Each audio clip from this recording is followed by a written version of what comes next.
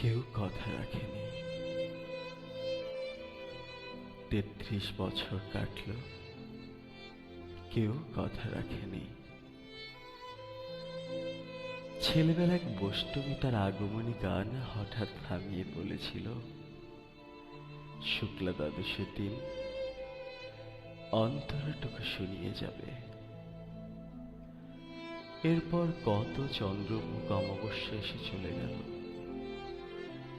সে বষ্টমী আর এলো না। ২৫ বছর প্রতীক্ষায় আছি।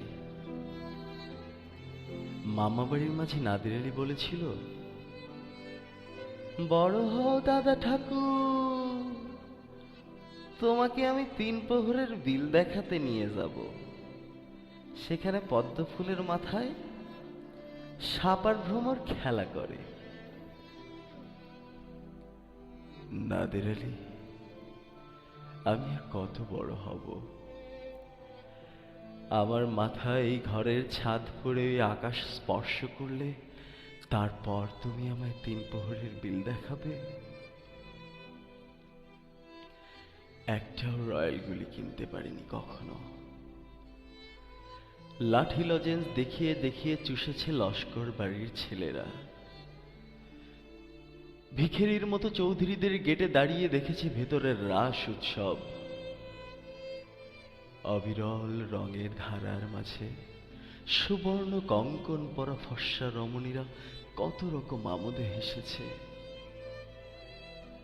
আমাদেরকে তারা ফিরেও চায়নি। বাবা আমার কাছে বলেছিলেন, দেখিস একদিন আমরাও।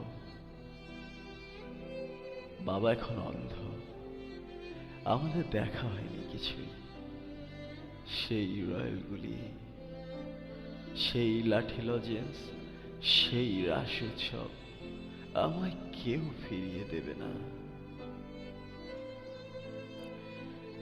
বুকের মাঝে সুগন্ধি রুমাল রেখে বরুণা বলেছিল, যেদিন আমায় সত্যিকারের ভালোবাসবে সেদিন আমার বুকে অমন আতরের গন্ধ হবে।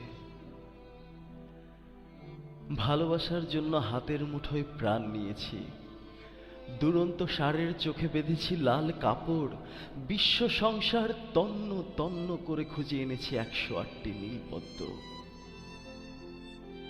তবুও কথা রাখিনি বরুণা। এখন তার বুকে শুধুই মাংসের গন্ধ। এখনো সে যে কোনো নারী। কেউ কথা রাখেনি। ৩৩ বছর কাটল, কেউ কথা রাখেনি। কেউ কথা রাখে না।